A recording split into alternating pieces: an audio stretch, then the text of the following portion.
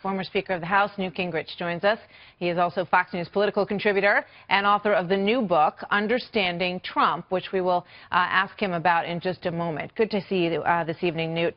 You know, it was very interesting listening to Hillary Clinton. And as you can see in that timestamp, she said in one moment, I take full responsibility for what happened. And then the next moment, she says, well, I would have won if it weren't for Comey and WikiLeaks. Do you think that she has learned the lessons that everyone else seems to have taken away, or many people took away, from this election?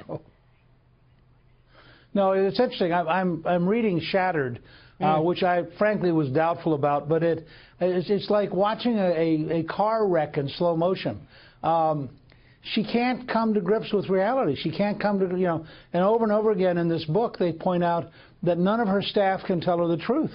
The number one problem of the Hillary Clinton campaign was Hillary Clinton. And in the end, she couldn't win a race that they all thought was going to be easy.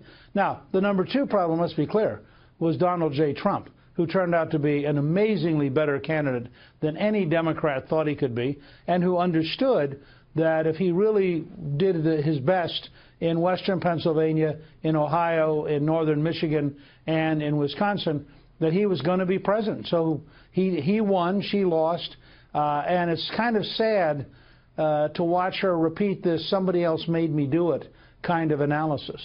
You know, I mean, lessons learned will not be very effective for Democrats if they don't look at things like the number that we showed our viewers last night, which was that 42% of the people who went from Obama to Trump said that they now look at the Democrat Party as the party of the wealthy, the party of the elite, and that it doesn't speak to them. I mean, to me, if Hillary Clinton were expressing those kinds of facts that have now come out, you know, Democrats could become quite viable in the near future.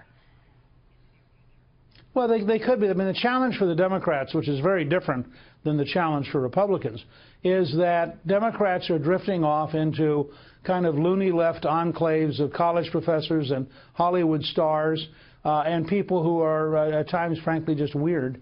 And you see this. I mean, their new National Committee chairman is just strange. I mean, he was a pretty good cabinet officer. He had a pretty good reputation.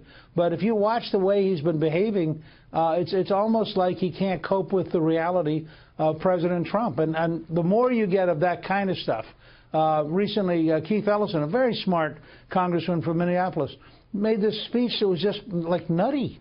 And you look at this and you wonder, what's happening to them? Why are they trapped into this kind of behavior?